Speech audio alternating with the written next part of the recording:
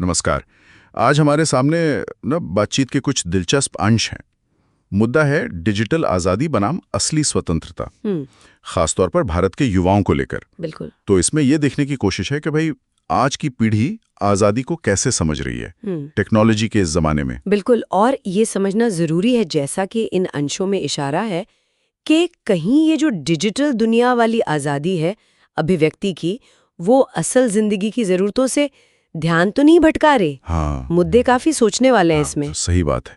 तो चलिए देखते हैं क्या है इन विचारों में। बिल्कुल। पहली बात जो सामने आती है वो थोड़ी कह सकते हैं चौंकाने वाली है कि युवाओं के लिए शायद तेज इंटरनेट या ज्यादा फोन स्टोरेज, हाँ, ये सब ज्यादा जरूरी हो गया। हाँ, मतलब स्वतंत्रता का मतलब जैसे सिमट गया हो इंस्टाग्राम रील्स शेयर करने या मीम्स भेजने तक। हाँ, वही। और इन अंशों में ना इसी डिजिटल अभिव्यक्ति की तुलना की गई है बहुत ही ठोस असल जरूरतों से। जैसे कॉलेज कैंटीन में सस्ता समोसा मिलना, हाँ।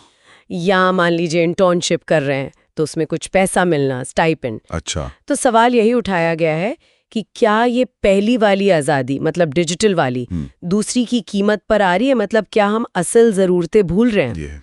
ये तो वाकई सोचने वाली बात है। और फिर एक और चीज़ है, ऑनलाइन सक्रियता। हाँ, वो भी है। मतलब अंश बताते हैं कि युवा कई मुद्दों पर जागरूक हैं, क्लाइमेट चेंज हो, पॉलिटिक्स हो, जानकारी रखते हैं जी।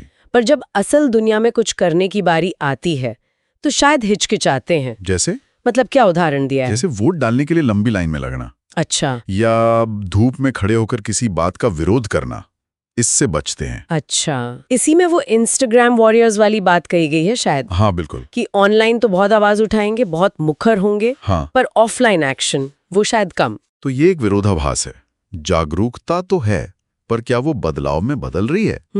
ये सवाल उठता है। बिल्कुल, ये खाई है एक तरह की डिजिटल दुनिया और असल दुनिया के एक्शन के बीच। फिर एक और पहलू है तकनीक पर निर्भरता का।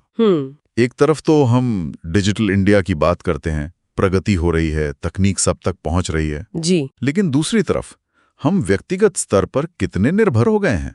मतलब क्या हम फोन के बिना कुछ घंटे भी रह सकते हैं? मुश्किल सवाल है आज के टाइम में। हाँ, यहाँ तक कि वो व्हाट्सएप पर गुड मॉर्निंग मैसेज भेजने का भी जिक्र है, जैसे वो भेजना ही पड़ेगा एक सामाजिक दबाव सा। हाँ, वो एक रस्म सी बन गई है।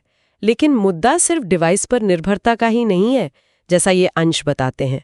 मुद्दा ये भी है कि इससे जो आमने सामने की बातचीत है, मानवीय संपर्क, वो कम हो रहा है। सही बात है। तो ये डिजिटल इंडिया के बड़े लक्ष्य और हमारी जो व्यक्तिगत लत है, उसके बीच एक तनाव दिखता है। क्या ज्यादा कनेक्टेड होकर हम असल में दूर हो रहे हैं? शायद। और इसका असर हमारी सोचने की क्षमता पर, रिश्तों की गहराई पर भी पड़ सकता है। तो फिर रास्ता क्या है? मतलब ये अंश क्या सुझाव देते हैं?